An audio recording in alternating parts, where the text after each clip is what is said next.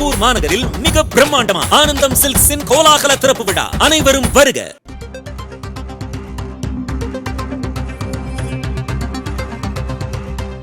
விஜய்க்கு பின்னால் இருப்பது பாஜக என அவர் தெரிவித்திருக்கிறார். தாவேக தலைவர் விஜய்க்கு பின்னால் பாஜக இருப்பதாக சபாநாயகர் அப்பாவு குற்றச்சாட்டை முன்வைத்திருக்கிறார். அவர் பேசியவற்றை தற்போது பார்க்கலாம்.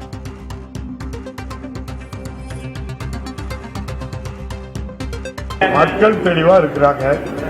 மீண்டும் மாண்புமிகு முதல்வர் மு.க.ஸ்டாலின் தான் முதல்வர் ஆகுவாரு.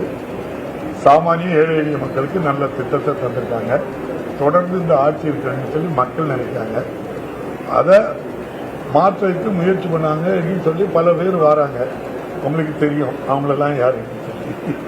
அது நீங்க அவங்ககிட்ட தான் கேட்கலாம். என்னன்னு அவங்ககிட்ட என்ன கொள்கை இருக்கு, யாருக்காக வராங்க. நீங்க மத்திய அரசே சில பேர்களை கட்சி ஆரம்பிக்க சொல்லி அதன் மூலம் இந்த ஆட்சிக்கு நெருக்கடி கொடுக்கலாம்னு பார்க்க மக்கள் தெளிவா இருக்காங்க. படிச்சோம் நான் அப்படி சொல்லலையே. நீங்க எப்படி கேட்கணும்ல நான் அப்படி சொல்லுவேன். கட்சி தொடங்கி கேம்பெயின் பண்ணிட்டு இருக்கிறது விஜய் தானே. அதான் நிறைய பேர் இருக்காங்களே தம்பி.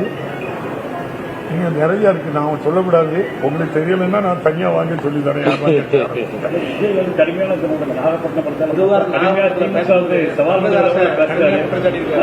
நம்ம இலங்கை தமிழர் பிரச்சனை பாத்தீங்கன்னா திமுக கடிதத்தோடு சரி அதுல ஒரு நாடகம் தான் போடுறாங்க. அதுல மக்களின் பக்கம் நாங்க தான் இருக்கோம். அப்போ ஒரு எங்க முன்னாடி பிரச்சனை நடக்குது.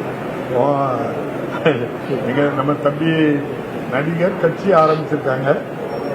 ஆனா அவரு கொஞ்சம் பேசத நீங்களே பார்க்கும்போதே சிஎம் அங்கிள் மாதிரி சிஎம் சார் அப்படின்னு நம்ம சினிமாவில் பேசுற மாதிரி பேசுறாரு. கொஞ்சம் அகந்த அதிகமா இருக்கு வார்த்தையில. அந்த அகந்த இருக்கக்கூடாது. என்ன தைரியத்தில் அந்த அகந்த வருதோ தெரியல. ஏன்னா கட்சி ஆரம்பிக்க சொன்னது புஷி ஆனந்துக்கு அமித்ஷா சொல்லி அது மூலமா தான் ஆரம்பிச்சதாச்சு. இப்போ அருண்ராஜ் பழைய இணை இயக்குனர் வருமான வரித்துறையில இணை ஆணையராக இருக்கிறது அவங்கள்ட்ட இருக்காங்க.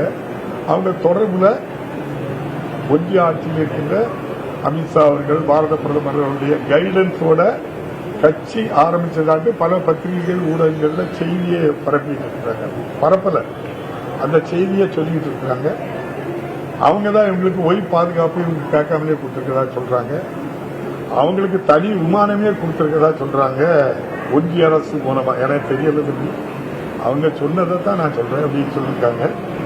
அதனால பின்புலத்தில் அவங்க இருக்க தைரியத்தில் அந்த அகண்டையில பேசுறது மாதிரி பல பேர் சொல்றாங்க. அதுக்கு உதாரணம் எனக்கு தேர்தல் நான் ஒரு பிரச்சாரத்துக்கு வந்தேன் அப்படின்னா எனக்கு இவ்வளவு கண்டிஷன் போலீஸ் போடுது.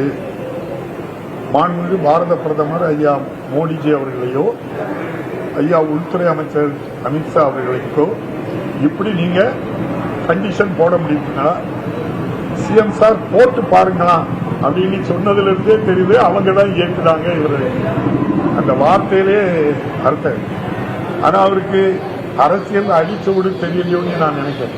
ஏன்னா பாரத பிரதமருடைய புரோட்டோகால் என்ன, உள்துறை அமைச்சருடைய புரோட்டோகால் என்ன, உங்களுடைய புரோட்டோகால் என்ன, இன்னைக்கு முதலமைச்சருடைய புரோட்டோகால். ஒரு பாரத பிரதமரோ உள்துறை அமைச்சரையோ முதலமைச்சரே பேசும்போது கண்ணிய குறைவான வார்த்தைகளை பயன்படுத்துவதை தவிர்க்கணும்.